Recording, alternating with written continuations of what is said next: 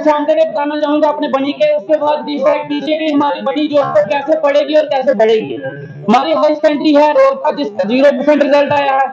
बांजल high secondary high school है, यहाँ पे 7.5% रिजल्ट आता है। बरमोटा 6.5% रिजल्ट आता है। गुट्टू हाई स्कूल है जहाँ 9.5% रिजल्ट है स्कूल का। चंडिहार 20% रिजल्ट है। स्यारा 21% रिजल्ट है और भंडार 29% रिजल्ट है। ये हमारे स्कूल के रिजल्ट आ रहे हैं और आप खुद डिसाइड कर लीजिए कि इन बच्चों का भविष्य किस तरफ जा रहा है। हाई सेकेंडरी स्कूल बनी है जिसका रिजल्ट जो है 21% जा रहा है। इसके साथ साथ मैं आपको बता देना चाहता हूँ कि वैकेंसीज है हमारे वहां पे। हाई सेकेंडरी स्कूल मशेटी है, 15 पोस्टें हैं जिसमें से 11 पोस्टें जो है वो वेकेंट पड़ी हुई हैं। मल्हार है 12 पोस्टें हैं जिसमें से 10 पोस्टें जो वेकेंट पड़ी हुई हैं।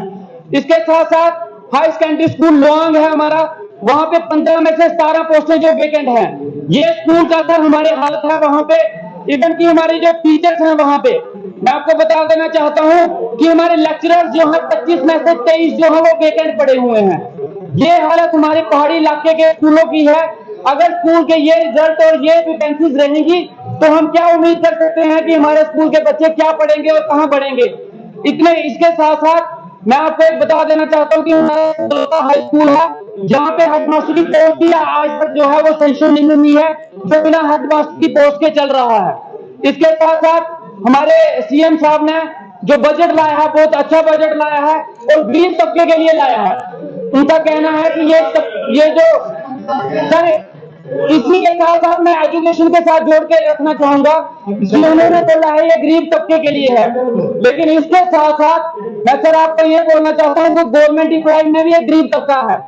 जब भी सैलरी रिलीज की जाए तो पहले गरीब तबके पे ध्यान दिया जाए ताकि उनका घर चल सके। उस गरीब तबके में हमारे एनआरएचएम के एम्प्लॉयज आते हैं, कॉन्ट्रेक्चुअल एम्प्लॉयज आते हैं, डेली वेजर आते हैं, कुक आते हैं, लेकिन इनकी सैलरी 6 महीने जो की जाती है आती नहीं है और पहली सैलरी निकलती है हमारे बड़े बड़े प्रिंसिपल सेक्रेटरी की, कमिश्नर की, डायरेक्टर्स की। अगर उनकी सैलरी 1 महीने नहीं भी आएगी तो उनका घर चल सकता है, लेकिन हमारे डेली वेजर्स की अगर 1 महीना सैलरी नहीं आएगी तो इनकी फैमिली सफर करती है।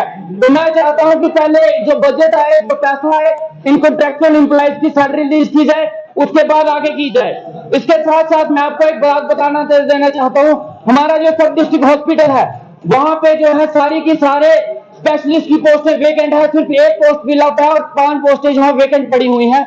मैंने मैम से इस बारे में बात की थी और मैम से मैं एक रिक्वेस्ट करता हूँ और मैंने इनको कहा भी था कि जब तक वो पोस्टें वेकेंट फिलअप नहीं होती तब तक वहां पे कंटिन्यूसली फ्री मेडिकल कैंप्स लगाए जाए पूरे स्पेशलिस्ट के, और वो मेडिकल कैंप्स लग भी रहे हैं। आज दूसरा मेडिकल कैंप वहां पे चल रहा है और मैं ये चाहता हूं कि ये कैंप्स कंटिन्यू चलते रहें, ये तब तक ना बंद हो जब तक हमारे स्पेशलिस्ट जो है वहां पे ना आए। और इसके साथ साथ बहुत बहुत शुक्रिया सर। Very good. सम्माननीय सभापति जी, आपने मुझे ग्रांट्स के ऊपर बोलने का अवसर दिया, आपका बहुत बहुत धन्यवाद। मैं सम्माननीय मंत्री जी का ये ध्यान लाना चाहूंगा, हमारा जो बिलावर का हॉस्पिटल है मैडम, उसकी बड़ी जर्जर हालत है। जो बिल्डिंग है, मैं चाहूंगा कि आप एक बार